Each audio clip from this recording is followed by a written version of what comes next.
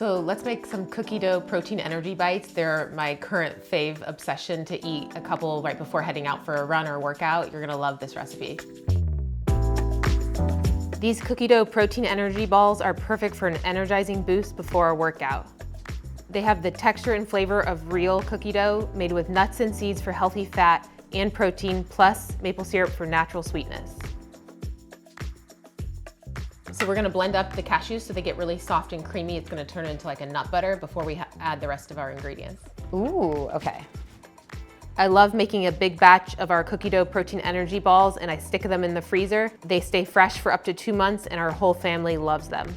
I love a little salty flavor with all my sweet treats, so we're gonna add half a teaspoon of sea salt. You get that sweet and salty combo together, so good. It really looks like cookie dough. Smells like cookie dough. I even have my kids fooled. They think it is cookie dough. And I really like the almond flour. I feel like it gives it a little bit more like nuttiness. It's like a little more depth of flavor than just Party. Yeah. So add these to your weekly meal prep rotation and enjoy. These are perfect. Okay, I need one too. So good. Cheers. Cheers.